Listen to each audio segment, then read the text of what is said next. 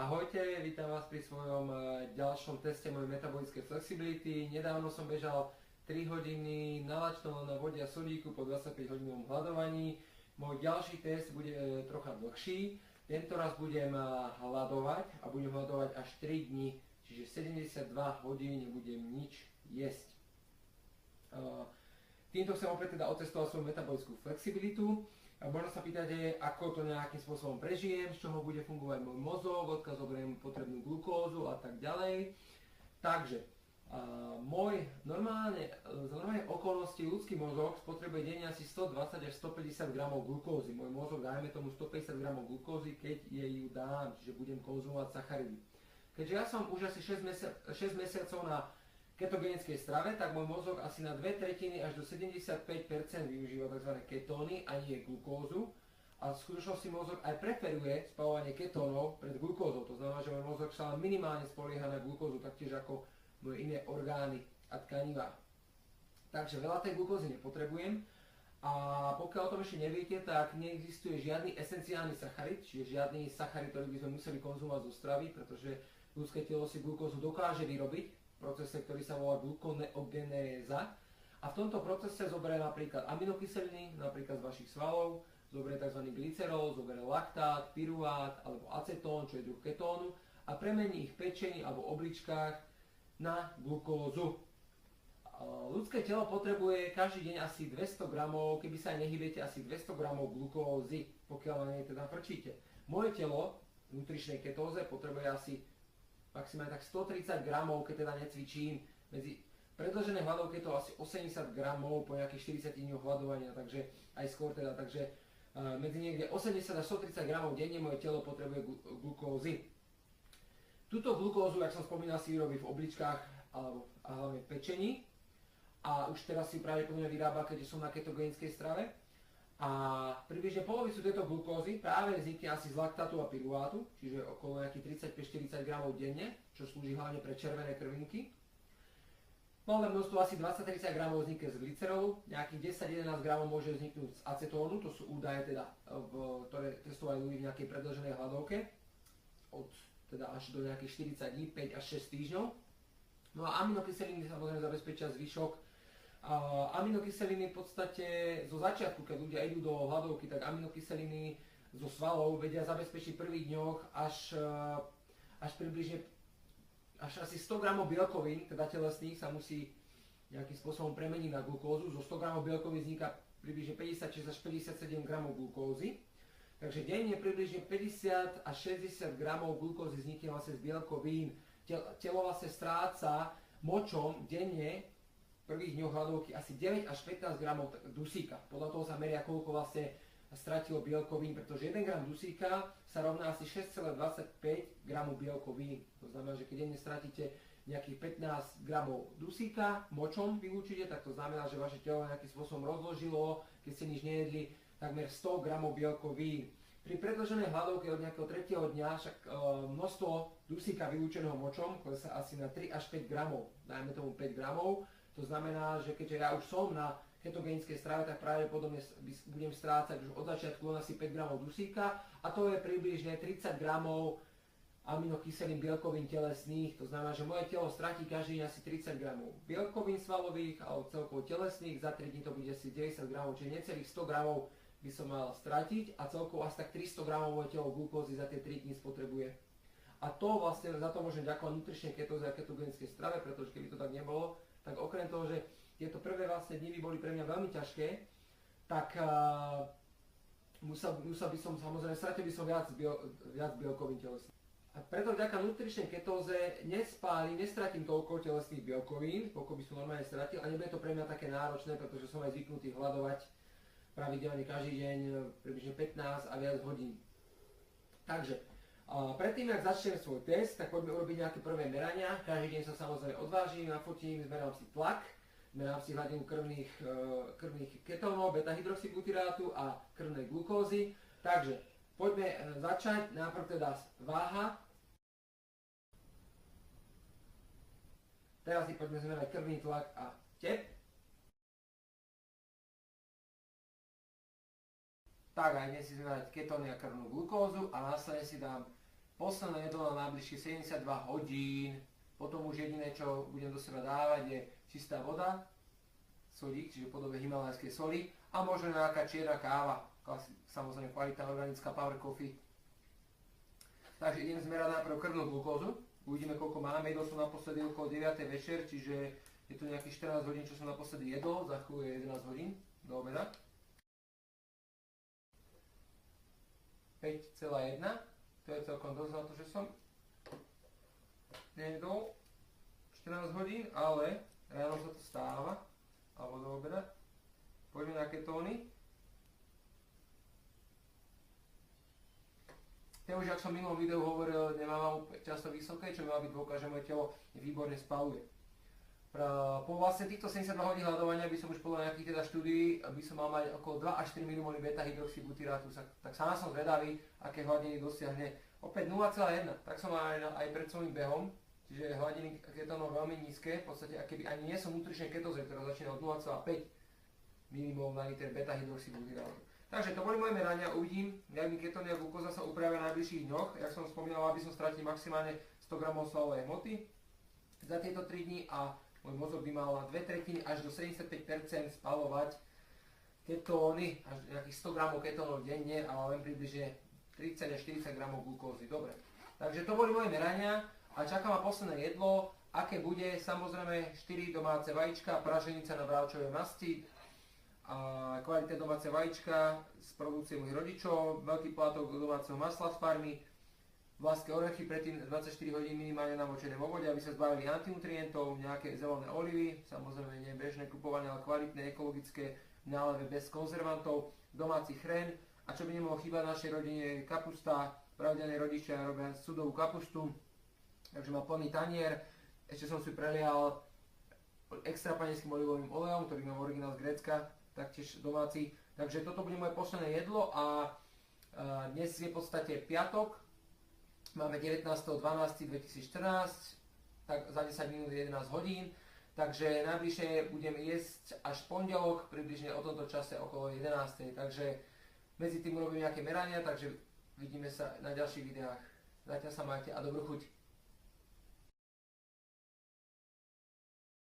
Po 25 hodinách hľadovania bola moja váha 88,1 kg, takže som schudol 0,4 kg.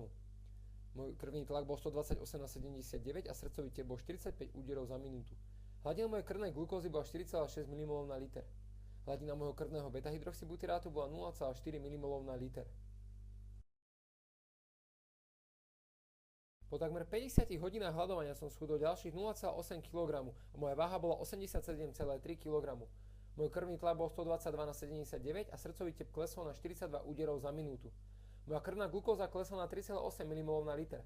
Krvný beta-hydroxybutyrát stúpol na 0,5 mmol na liter. O 10,5 hodiny neskôr, po 60 hodinách hľadovania, bola moja krvná glukóza stále 3,8 mmol na liter. Hladina krvného beta-hydroxybutyrátu stúpla na 0,9 mmol na liter. Tak a mám to celé za sebou, už prešlo viac ako 72 hodín, čo som naposledy jedol. Dnes je pondelok 22.12.2014, za 2 dní máme Vianoce a určite vás teda zaujíma, ako celý test dopadol, ako som sa cítil počas 3 dní, ktoré som nič nekonzumoval. Všetko sa dozviete už čoskoro, ale ešte poďme robiť posledné testy, takže najprv sa odvážim.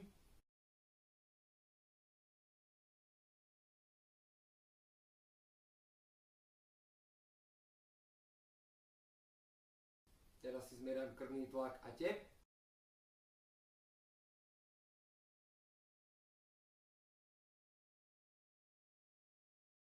A samozrejme, nakoniec prichádza meranie ketónov a glukózy, takže poďme na to. 4,1. Na rade sú ketóny. 0,8.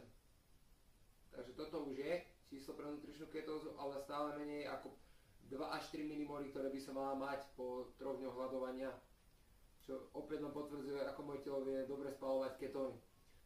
Druhý test metabolické flexibility je teda za mnou, mám za sebou už prakticky momentálne viac ako 74 hodín hľadovania Aj keď sa musím priznať samozrejme, že to moje posledné jedlo praženica s maslom, vlaskými orechmi, olivami, kyslou kapustou, preliatou olivovým olejom sa trávilo možno okolo 6 hodín, takže v reále, keď to nejak odpočítame, tak som možno originál 68 hodín, také práve hladovke, keď telo muselo prejsť na tzv. Endogénne zdroje, to znamená vnútorné zdroje, či už glukózu, ale v mojom prípade hlavne tuky a z nich teda vyrobené ketóny. Takže poďme si to celé vyhodnotiť. Musím sa priznať, že som sa cítil výborne, v podstate prvý deň som teda jedol piatok, 19.12. som jedol okolo 11. hodiny do obeda a prakticky moje telo je zvyknuté približne v tomto čase jesť a druhé jedlo dňa jedávam dvakrát za deň, jedávam okolo medzi 7 a 8 hodinou, takže práve v tom čase večer, piatok si moje telo nejakým spôsobom som pocítil, že by si niečo dalo, nebol to typický hlad, ale bolo to také, nazvime to škrkanie v bruchu. Ale na druhý deň do obeda, sobotu som takisto niečo podobné zažil, ale prakticky potom každou to hodinou, ako gudala, tak už som necítil viac menej nič a aj vlastne efekt ketónov bol taký a toho, že moje telo spalovalo tuky, že som vlastne nepotreboval nič jesť, ani som necítil hlad a musím sa priznať, že tak hovorím, že každou hodinou, každým dňom to bolo ešte nejakým spôsobom ľahšie a teraz napriek tomu, že som jedol 74 hodín, tak vôbec nie som hladný, nemám chuť nejakým spôsobom extrémne jesť, aj keď samozrejme tam nejaký pocit prázdneho žalúdka, ale vôbec nepotrebujem jesť. Takže to sú nejaké pocity z toho, ako som sa cítil. Čo sa týka váhy, tak dosiaľ som váhu, ako som nemal asi 5 rokov. Začal som na váhe 88,6 kg, čo je v podstate už aj tak menej ako moja typická váha, okolo 89-90 kg. A postupne moja váha klesala, až vlastne dosiahla 86,2 kg po 3 dňoch, takže som dosiahol váhu, ktorú fakt som mal možno pred 5 rokmi. Ale ako v podstate som s tým určitým spôsobom spokojný, takže mi to nejak nevadí, aj keď určite teraz naberiem nejaké 2 kg naspäť, lebo dostávam určite bola voda. Čo sa týka ďalších vecí, ako tlak, ten sa mi neustále držal okolo teda 120/80, tam nebol žiadny problém. A napriek tomu, že teda nedával som ani kávu, ani nič, ak som spomenul na začiatku videa, ani žiadny čaj, proste bol som iba na vode a himalajskej soli. Takže môj tlak bol ideálny. Čo sa týka tepu, ten samozrejme klesol, to sa dalo očakávať, že troška ten hormón štítnej žľazy poklesnú a s tým sa mierne môže minimálne spomaliť aj metabolizmus a tep teda pôjde dole. Môj tep začal na 59 úderov za minútu, ale to si myslím, že bolo trocha prehnané, obyčajne mám okolo 50 úderov za minútu. Celkovo to klesalo a v podstate som sa dostal až na úroveň 60 úderov za minútu a musím sa priznať, že posledné 2 noci som mal aj na sebe tester. 4 až 5 hodín som mal na sebe tester a ten vlastne mi počítal, že som mal priemerný tep až po 40 úderov za minútu a dokonca som dosiahol miestami 32 a 33 úderov za minútu počas týchto nocí a hlavne na večer ten tep bol nižší. Takže až takéto nízke hodnoty som dosiahol. Napriek tomu to nemal žiadne nejaké sprievodné javy, že by som sa dokonca aj cítil unavený alebo niečo, nie naopak, stále som bol taký živý, mal dostatok energie. Takže to, čo sa týka tlaku a tepu. Čo sa týka glukózy a ketónov, tak tu môžete samozrejme vidieť tiež, že glukóza poklesla, hladiny 5,1, poklesla postupne až na 3,8, posledné meranie bolo 4,1, dalo sa to samozrejme očakávať. S tým samozrejme išli ale niečo hore ketóny, ale ak som už viackrát spomínal, moje telo ketóny výborne spaluje, takže nemám ich až tak zvýšené. Takže môj krvný beta-hydroxybutyrát vlastne začal na 0,1 a pomaly sa dostal cez 0,4, 0,5 na 0,9 a posledné meranie bolo 0,8, čo už teda je nutričná ketóza. Keďže som už bol v nutričnej ketóze, tak moje telo strátilo asi tak denne možno 5 gramov dusíka, čo znamená, že za 3 dní je 15 gramov a 1 gram dusíka sa rovná 6,25 gramu bielkovín, nielen teda svalových, ale celkovo telesných bielkovín, takže som mohol stratiť denne okolo 30 gramov a celkovo asi tak 100 gramov svalovej hmoty. Samozrejme, s touto hodnotou odišla aj nejaká voda, taktiež som spálil asi nejaké minimum glykogénu, ktoré som ešte mal, s ktorým takisto odišla voda, lebo 1 gram glykogénu viaže 2 až 4 gramy vody. Môj bazálny metabolizmus je okolo 2000 kcal za deň. Za 3 dní odhadujem, že som mohol spáliť 7200 kcal. Keďže som za 3 dní spálil asi 300 g glukózy, spálil som asi 1200 kcal glukózy. Tak to znamená, že asi 6000 kcal zostalo na tuky. Keďže moje posledné jedlo obsahovalo asi 900 kcal z tukov, tak som spálil za 3 dní asi 5100 kcal z telesného tuku, čo je asi 567 g v podobe telesných triglyceridov. 15% váhy triglyceridov je voda, takže som stratil asi ďalších 85 gramov vody. 10% váhy triglyceridov je glycerol, takže asi ďalších 60 gramov glycerolu sa uvoľnilo z týchto triglyceridov. Spolu je to asi 712 gramov. Čo sa týka teda tej glukózy, keď som spomenul, že asi 300 gramov za 3 dní som spálil, tak v podstate tých 60 gramov glycerolu sa vlastne glycerol sa premenia v pečení, v tom procese, ktorý som spomínal, glukoneogenéza na glukózu, takže 60 gramov glycerolu vzniklo asi 60 gramov glukózy za tieto 3 dní. Čo sa týka laktátu a pyruvátu, tak tí hlavne využívali červené krvinky a tie si v podstate sami vedeli fermentovať tú glukózu, respektíve v Koryho cykle ju vedeli neustále recyklovať a vytvárať z laktátu. Takže laktát a pyruvát denne možno nejakých 35-40 gramov, čiže za 3 dní asi 120 gramov glukózy, hlavne teda pre červené krvinky. Ďalej tu máme teda bielkoviny, ak som stratil teda tých 100 gramov telesných bielkovín, tak z nich sa vytvorilo asi 50 až 60 gramov glukózy. Plus každý deň aj jeden z ketónov, tzv. acetón, mohol prispieť približne 7 gramov za deň, tak dajme tomu okolo 20 gramov za 3 dní mohol prispieť. To bolo nejaké zhrnutie môjho druhého testu, mojej metabolickej flexibility. Vidíte, že keď človek je dostatočne metabolicky flexibilný, tak niečo takéto dokáže úplne v pohode a na jeho tele to skôr zanechá nejaké pozitívne následky, ak negatívne. Skutočne sa cítim vynikajúco, mám aj teraz, by som povedal, že proste veľa energie a určite nie som žiadnu únavu alebo niečo nepociťujem.